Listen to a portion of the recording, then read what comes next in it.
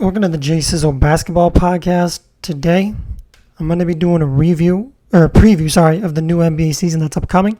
If you guys haven't checked it out yet, my NBA Top 100 rankings, are up now on my website. The link's in the bio. You can also just go to it's all lowercase now, jsizzlepodcast.com. It's on Squarespace, so it should pull up a Squarespace website. And if you go to the website in the panel, in the top of the website of the panel, if you go all the way to the right and you click NBA, the ranking should just drop down right there for you. You should be able to scroll down and see the top 100. I finished 100 all the way down to 1. I was going to do a podcast on each, talking a little bit about each player, but that would have been like a 50 to an hour, probably more than an hour actually, long podcast. And I just figured it would be better to just do a podcast on the preview of the upcoming NBA season, and then you guys can give me your thoughts on the rankings. DM me, send me messages, whatever. Give me your thoughts on the rankings, and what rankings you might want to see different. And if you guys want to make your own rankings, you can do the same. You can make your own rankings and send it to me. That'll be kind of interesting to see as well. So let me get started here. I'm going to pick a division. I'm going to randomize these divisions here and pick a division, and then go over the teams in that division. That's how I'm going to do it. I'm going to go over, the division, the teams in that division. So actually, you know what? I take that back. I'm going to go over an individual team, right? I'm going to go over an individual team, not a division. I'm going to go over each individual team before the season gets started. As you guys know, the first preseason game was last night. The Brooklyn Nets beat the Los Angeles Lakers, right? The two teams that a lot of people have going to the finals. So that was an interesting game to see. I didn't actually get to catch too much of the game. I saw the first couple minutes of the game, but I saw the highlights mainly. But it was interesting to see. Anthony Davis played a little bit. So it was interesting to see for sure. So let me today, I'm going to start with a young team, right? A young team that I think a lot of people are expecting a little more from this season. I'm going to start with the Minnesota Timberwolves. So coming in for the Minnesota Timberwolves, right? D'Angelo Russell returns at point guard. He'll be fully healthy this year, back 100% for game 1. And it's going to be interesting to see what D'Angelo Russell is able to do for this team this season, because we haven't seen a lot of him and Towns together, to be honest with you, or enough of them together. And when we have seen them together, they worked magic. They've done really well together. So Russell's game is in an interesting spot right now. I think, he's not at the level where we all want to see him at quite yet. And I think he's getting to that age and get to that part of his career where he needs to get there. He needs to get there. This is his this will be his 7th year in the league. That's crazy to think about. 7th year in the league. Remember, he went number 2 in the draft, and that was a very heavy draft in terms of the other guys that went around him or after him. So Russell last year, I just think coming into last year, it was his first full year with Minnesota. He averaged 19 points per game on 5.8 assists. I want to see him get those assists back up to where he used to be at, around that 6.5, 7 range. You want to see him get it back up to that range. Want to see his scoring go back up to that 22, 23 point range where it was before, right? The field goal percentage did improve a little bit. To be honest with you, it did improve. I'm looking at it here. Field goal 43% compared to 42% in Golden State and Minnesota in 19-20, and then 43%. Wow, if I'm really looking at it here, 43% is respectable. 42% is respectable, to be honest. So the field goal percentage got better. I'll give him that. 3-point percentage got better to 38%. I'll give him that. But the free throw dipped down he was always around an 80% free throw shooter to 76, right? So he's the kind of guy who should be shooting at least 80% the way he plays, the kind of shot, especially the kind of mid-range shot he has in his arsenal. He should be more around that 80% range if you're asking me, in my opinion. So the mid-range shot is still the biggest weapon for D'Angelo Russell, and the part offensively that he struggles with is his ability to get to the rim, right? He doesn't get to the rim enough. He's got a solid floater, but now it's just being able to get down to the rim more and using his handle, because he's got a good enough handle, and just being more physical and wanting to get to the rim more and wanting to draw more fouls and shoot the free throw ball more, and that will expand his game even more. Defensively, though, he needs a lot of improvements on the defensive end of the floor, right? He's a guy who teams tack most nights on the defensive end of the floor, and they can consistently go back and forth at him over and over and over again, and consistently get buckets. So you want to see him improve on the defensive end of the floor. But when it comes to Minnesota, he's not the only guy in this team that needs a little bit of work defensively, right? How about Anthony Edwards? He could use a little work on the defensive end of the floor as well, right? Even though he's a little bit better of a defender than D'Angelo Russell, he could use a little more work on the defensive end of the floor as well. But unlike D'Angelo Russell, Anthony Edwards has the body to play the defensive end of the floor at a very high level. But I didn't mean to start Anthony Edwards out on a bad note, because Anthony Edwards had an incredible rookie season. I thought he should have won Rookie of the Year, to be honest with you. Incredible rookie season last year for Anthony Edwards. He did everything the Timberwolves needed him to do in his rookie season, right? Scored the ball really well. His career high, or his high last year was 42. Not a lot of rookies even Not a lot of players ever score 42 points in their career, but to be able to score 42 points as a rookie is incredible. 19.3 points per game last year. Don't get the 42 mixed up with 19.3. The 42 was just his best game last season scoring-wise, but incredible still. 19.3 points, 3 assists, 4.7 rebounds. He's a pretty solid rebounder. Passing, I think you want to see him improve his passing a little bit, but I think that will start to improve as, he starts to mature a little bit in the game of basketball and he starts to get a little bit older. 41% field goal percentage, that's solid for a rookie, to be honest. A lot of these rookies shoot under 40%, so solid for a rookie. 77% free throw, solid for the way he plays. Yeah, you want to see it get to that 80 range eventually, but for the way he plays 77, you can live with that. 32% from 3. Now, you want to see that 3-point shot, and I did make 171 threes in his rookie year, which is great, but you want to see that 3-point, percentage take a little bit of an uptick and get to around 35% for Anthony Edwards. But there's no doubt Anthony Edwards is one of the 10 best, if not arguably even higher than that, best players that are under the age of 25 in this league. So Anthony Edwards, for him, the sky is, the limit is the sky for him. He's an incredible player. And I think Anthony Edwards last year, struggled at the beginning of the year, but then his game really came into full force, especially in the second half of the year after All-Star break. I think he easily averaged well over 20 after the All-Star break. And and they were kind of winning a decent amount of games too with him playing well. So he's showing us he can be a little bit of a leader too, which is a scary sight. I never expected Anthony Edwards I knew they were going to build around Anthony Edwards, right? And we'll get to Towns in a minute, and I'll tell you why they're not building around Towns anymore. I knew they were going to build around Anthony Edwards when they drafted him, number 1, out of Georgia. But I did not expect Anthony Edwards to come in and have the second half, to come in and honestly overall have the year he had. And then second, be able to help, win the Minnesota Timberwolves more games than I expected them to. A lot of games, that he played really well, they won. And he was shooting high field goal percentage. He was making his 3-point shots, getting to the rim. He's a freak of an athlete. We've seen some of the dunks he had last year. Incredible, right? Get to the mid-range spot, which is a spot I want to see him work on a little bit. And I think Minnesota has talked about wanting to see him expand his game to. The mid-range shot has not died in the NBA, in my opinion. It just isn't taken as much. But when a shot dies in the NBA, that means it never gets taken at all. The mid-range shot, there's still a ton of guys in this league that take the mid-range shot at a high level. From D'Angelo Russell to Chris Middleton to Jaylen Brown to Kevin Durant, right? Still a high amount of guys that take that mid-range shot consistently over and over and make it consistently. So you want to see Anthony Edwards improve that part of his game a little bit, and that could get his scoring this year up to 24, 25 points per game and make him one of the most lethal scorers in the league for years to come. At the small forward spot, you have Josh Okogie. Now, Josh Okogie is he is the best defender on this team. Very good defensive player, Josh Okogie. Now, he only scores like 6 or 7 points a game, but that's okay. He kind of plays a Luka Mute role, if you guys remember who that was for the Clippers back in the day. He kind of plays that role where, okay, we're going to start you. You're going to play 28, 30 minutes a game, but we're just going to need you to defend the best player on the opposing team every night and be physical and be that guy that can also kind of talk trash and maybe get in other guys' heads.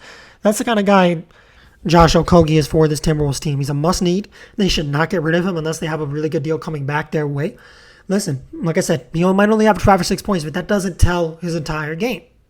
He's A minus or A, honestly, probably an A perimeter defender, and he's actually pretty solid too in the post for a guy his size.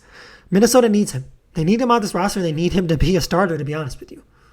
Everyone talks about how Minnesota needs a better small forward. They don't. I think Josh Okogie is the right fit for this team with the way this team is designed offensively. I think he fits in perfect. I think the issue, to be honest with you, comes in at the power forward spot. Right? I think the issue comes in at the power forward spot. And according to multiple reports, they're expected this year to start Taurean Prince at the small forward spot, or at the power forward spot. And, Taurean Prince is a guy who's a solid player, but he's really kind of just a solid role player. He shouldn't be in your starting lineup, if you ask me, right? And what you have surrounding him is not bad, right? But it's not good enough to the point where Taurean Prince can sit at the power forward spot, especially with Okogie as well, a small forward spot, and you can say, okay, we'll be okay with these two guys at the small forward or power forward spot. That's not really the case here, right? If you had a LeBron in here, Kevin Durant, Giannis, okay, you can do that. But that's not the case here. I do still think Josh Okogie should be the starter for this team over Malik Beasley, right? And I already went over why.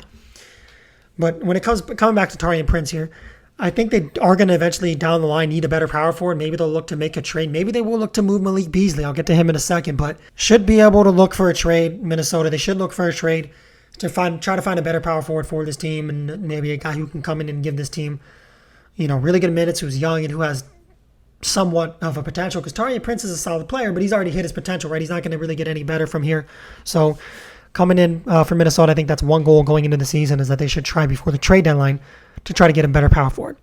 Now, Karl Anthony Towns, right, at the center spot, right? He's been here for a long time, and a lot of people have had a lot of criticism about his game, and a lot of people talk very highly about his game, right? It's a mix. Karl Anthony Towns is a very tough guy to judge, right? Because the skill is there, right? The skill is there. Everyone knows he can do everything on the floor besides play defense, right? He's not a good defender. But offensively, he can pass, he can shoot the mid-range shot, shoot the three-point shot. He can get to the rim off the dribble. He can get to the rim off the dribble, right? He can bring the ball to the floor. He can post up smaller guys. He can post up bigger guys. He's strong. He's physical on the offensive end of the floor. In my opinion, a lot of people have questioned his physicality on the offensive end and being too soft. I don't think he's too soft on the offensive end of the floor. I think he's too soft on the defensive end of the floor. I think defensively he's one of the worst centers in the league. And I think he holds this team back a lot because if you look at the amount of points Minnesota gives up in the paint and the amount of points that Karl Anthony Towns gives up on players that he's, guarding, it's ridiculous. It's crazy. Right? He needs to just be more physical on that end of the floor. And I know this year he's talked in, a couple of interviews and, different things that he has improved his defensive, play. And, I think Minnesota's worked with him a lot on improving that side of the ball because all the years he's been in the league, Minnesota hasn't really helped him improve. Even though that's still more of a player's thing to do, it's nice when the organization and the team kind of helps you get in that direction. So they have, I think, from what I've heard and what I've, seen of clips of, camp and stuff, they have helped Karl Anthony Towns get better on the defensive end of the floor. And hopefully that will allude to him being a reliable, defensive player for this team. And if he can be that, he's easily one of the top 20 players in the league if he can be a very reliable and consistent defender. Right now, he's probably a C-minus defender. If he can get to that B plus range, you can make a case for Karl Anthony Towns being a top 20 player in basketball, but he needs to be able to do that defensively. Until he does that defensively, he won't be in that top 20. Coming off the bench as their sixth man, most likely now. It could be Josh Okogie. It could be Pat Beverly. It could be Jared Vanderbilt. It could be Naz Reid. But I think the way this team is constructed, I think they will bring Malik Beasley off the bench as a sixth man, to be honest. Because it's either him or Josh Okogie or possibly Patrick Beverly. Maybe they slide Beverly to the point and they put, Russell at the 2 and then they slide Beasley to the 3. I don't know what they're going to do, to be honest with you. I really don't, because they have a lot of situations here where they could do a lot of different things. They could even put Jared Vanderbilt at the 3, to be honest with you, even though he's more of a power forward. He could play the 3. So there's a lot of different things they could do. Naz Reid, I shouldn't have said him. They won't insert him in the starting lineup, and most likely they won't insert Vanderbilt. But he has the prototype, a little bit of a small forward, and they could insert him as a last resort. But more than likely, I think Malik Beasley will come off the bench as the sixth man, meaning Josh Okogie, as I already mentioned, will start. So Malik Beasley, talk about his game for a minute. He's an incredible scorer. He can score off the dribble. He moves off screens really well, right? He moves around really well around the court when he doesn't have the ball. He can get to the rim really well. He's a freak of an athlete. Shoots a 3-ball well. I want to see him improve the mid-range shot a little more, though, to be honest with you. That's the one thing I want to see him improve in his game a little bit more. I think that will take his game to the next level. And he could be an over 20 point per game scorer instead of being an 18, 19 point per game scorer. I think that mid-range shot's holding him back a little bit. And I also want to see Malik Beasley become a little bit more consistent on the defensive end and become a little more consistent in terms of giving the ball up when he doesn't have the right shot, right? He does shoot good percentages, but there are a lot of bad shots he takes in games. And I think the reason that he shoots a lot of, he shoots such well percentage-wise because he's just such a good scorer, right? He's really just an incredible scorer. But he could even shoot better percentage-wise, right? Turns it over a little too much sometimes too, but he could shoot better percentage-wise. And some of the shots he takes when I watch games and I see him take some shots, I'm like, okay, he could have taken a better shot there, right? And that goes for a lot of guys in the league. But Malik Beasley is, I think, at that level in his career now where he knows what the right shots to take are and what the wrong shots to take are. And I think he just needs to take more of the right shots. And I think that will lead to Malik Beasley. I think he can average 22, 23 this year if he can take more of the right shots and also improve in his mid-range shot. So let's see what Malik Beasley does. Also, coming out the bench for this team, you have Naz Reid, who's a very solid backup center, very good defensively for this team, solid rebounder. He's physical. He's one of the, the lone defensive players on this team that plays really well on that end of the floor, right? You mentioned Josh Okogie. He's another defensive, mastermind for this team. But really, when I look at this entire roster, it's really just on the defensive end. It's Taurean Prince will give you decent defense, not overall great, to be honest with you. But it's really just Naz Reid, Patrick Beverly, and Josh Okogie. This team only has 3 good defenders, right? And that's going to be a problem. But let me get back to Naz Reid. Very good defender, very physical. He's only 22 years old, right? He's going into his 3rd year in the league this upcoming season. So he's a guy that Minnesota is going to key on, bringing him off the bench and giving him, exceptional minutes off the bench. He's a key part of this team moving forward. A lot of people don't talk about him when they talk about Minnesota. He made 61 threes last year too, right?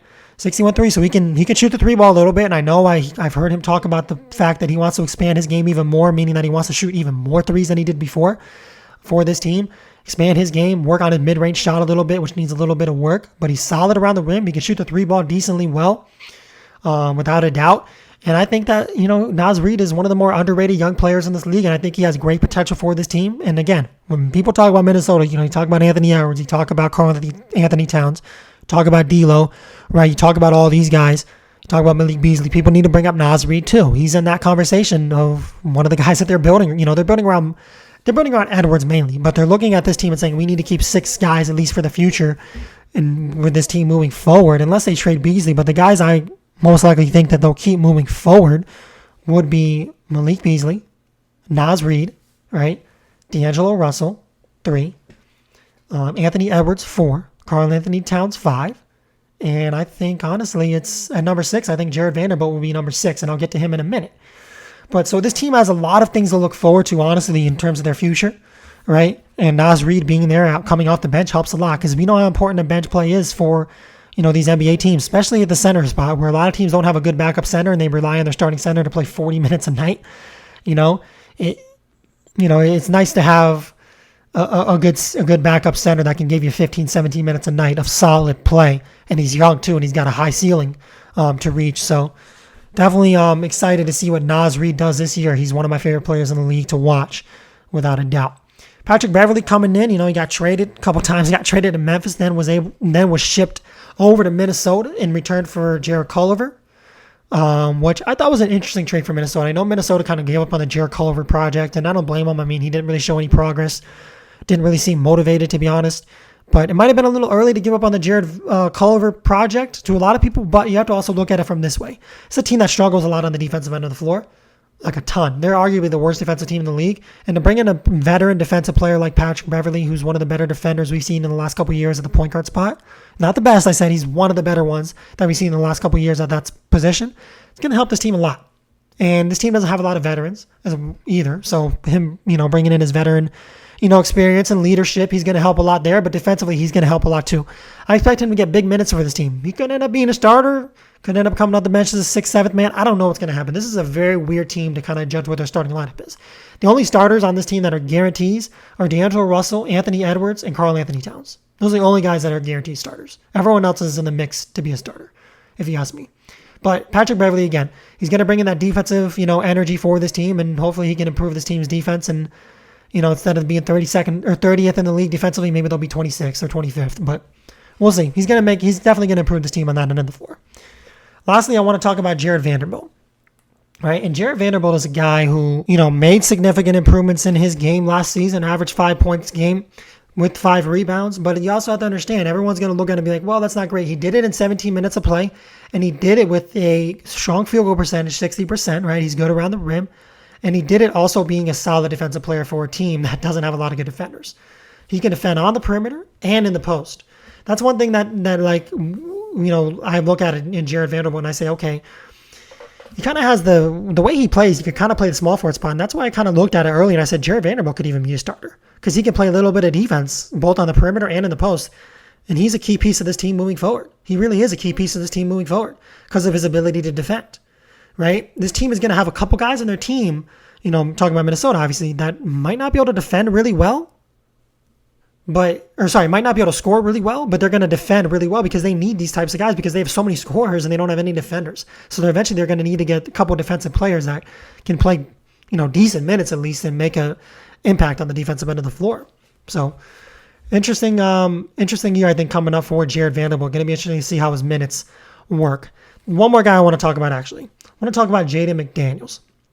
And Jaden McDaniels was a rookie last season. And honestly had a pretty solid rookie year. He averaged 6.8 points per game, 3.7 rebounds. He shot 36% from three-point range while making 72 threes. He is a power forward, small forward. He's really more of a power forward, right? And defensively, I think he has the body to play defense. I think he has the physicality to play defense. You just want to see him put a little more effort in on that end of the floor. But when I talk about his physicality on defense, I've seen times, I've seen games where he's been great defensively and then other games where he hasn't been so good. So he's just too inconsistent on that end of the floor. I want to see him get more consistent on the defensive end of the floor. I think he will be a reliable defender for this team moving forward and also possibly a reliable player for the team moving forward, right? He's shown he can shoot the three ball a little bit. He needs a little work on the mid-range shot. It's not bad, though, but he needs the most work he needs inside the paint, right? He's not great down low under the paint, but he has, I think over his career, he'll have a consistent enough mid-range and three-point shot to just be a solid role player, and I think he can overall eventually become a good enough defensive player, along with that mid-range and three-point shot, to just be a solid, guy who can come off the bench for this Minnesota team for a couple of years, as an eighth or ninth man off the bench and make a solid impact on this team. So, that's really it. Going over the players there. Minnesota, the second half of the year, they played really well. Let's see if they can carry that momentum into this season. That's going to be a big thing to look for. Listen, this is a team that I enjoy watching, to be honest with you. I think they're one of the more fun teams in the league to watch. And I think, they got a lot of shooters on this team. They got a lot of scorers. I just think they could get a couple more playmakers on this team, right? A couple more guys. Maybe Beverly, I didn't mention that when I talked about Beverly. Maybe Beverly, not a great playmaker, but an underrated playmaker, will help them a little bit on that end of the floor, right? But the biggest thing for this team is the defensive end of the floor, right? And that's the one thing that's held this team back for the last couple of years, to be honest with you. They have a very talented roster. Honestly, if I'm looking at their roster and I'm looking at the talent they have on the roster, they could be an 8 seed in the West, as crazy as that sounds. They really could. But now it's just about Minnesota being able to improve on the defensive end, right? The defense is what has held them back the last couple of years, and their front office hasn't really done much to improve on the defensive end of the floor. I mean, I think Josh Okogie was a solid draft pick, right? And he's a great defender. I think Beverly was a good pickup, but you need more defenders on this team you need more people on the team that can come in and play defense, right? It would be nice to have another reliable defender on this team, or even more than one, like another 2 or 3 reliable defenders on this team that can come in and give you solid minutes and make this team if they can be a top 15 defensive team, because we know they'll be a top, offensive team, top 10, top 15 offensive team, and they can be a top 15 defensive team as well, which they're going to need to bring in a lot more guys to do that. Hey, they can make a push for that, play-in game or even that 8 seed. Honestly, as crazy as that sounds, they really could, because they're a well-coached team and they have a lot of young guys who are, who want to get better, and you can tell. So Minnesota, if I could take a guess, though, I don't think, I think one season isn't enough to really kind of make enough trades and make enough improvement defensively to get them to that play-in or playoff spot. I think they'll probably win like 35, 37 games this year. And that's a lot better than what they did last year. They'll put them right near that kind of 500 mark, right? It won't put them at that 500 mark, but it'll put them right near that 500 mark, and I think they can get to 37, at least 37 wins. I think they can get there, and I think they will get there. I think you'll see a lot of improvements around the board for Minnesota overall as a team this season. I think you'll see Anthony Edwards explode. I think Anthony Edwards will be an all-star this year. I think D'Angelo Russell will take his game back to what he used to do in Brooklyn. I think he'll be more motivated, hopefully, this year. I think Karl-Anthony Towns will improve on the defensive end of the floor, but I don't think his defensive improvements will be enough to consider him a reliable defender, maybe in a couple years. Hopefully he can be that reliable defender. I just don't know if he has it in him on that end of the floor. Malik Beasley, I think he'll do his thing off the bench, right? And the other guys, you guys know the other guys. I think Okogie will be a key defensive player for this team. I think Naz Reid will be key off the bench. Pat Bev, I think, will be key for this team, coming in. I think he'll make a big difference. But overall, 37 wins, I think, coming into the year for Minnesota. They're in a tough division. They gotta face Utah in their division, right? You got Denver in your division, 2 teams who are locks for the playoffs. Portland, who's probably a lock for the playoffs as well. And then OKC, who's, yes, in a rebuilding phase too, but, they have some young players that can play. In Minnesota, that's those 2 teams going up against each other. Minnesota's better, I think, but not by much. So let's see what Minnesota does this year. It's going to be an exciting season. If you guys have NBA League Pass or you have the NBA channel or ESPN, I know ESPN doesn't play Minnesota too much, neither does the NBA TV. So that's why I recommend you guys get League Pass, if you're really into these games and stuff, because Minnesota is one of the teams that when you get League Pass that you look at Minnesota and you're like, okay, Minnesota is one of the teams I'm going to watch tonight. Because they're very exciting to watch and they're fun to watch and they're young and explosive as well. So one of the teams that whenever they're playing on League Pass, I always get up for and make sure I watch them play, because it's a very fun team to watch. So that's going to wrap it up for the podcast on the Minnesota Timberwolves. I'm going to continue to make podcasts throughout the week on different teams. I'm going to try to get all 30 teams done before the season starts, which is coming up very soon. So NBA fans, get ready, guys, because the season's coming up right around the corner here. It's going to be a great season. I can't wait. A lot of things to look forward to this season. And hope you guys enjoyed today's podcast and have a great one.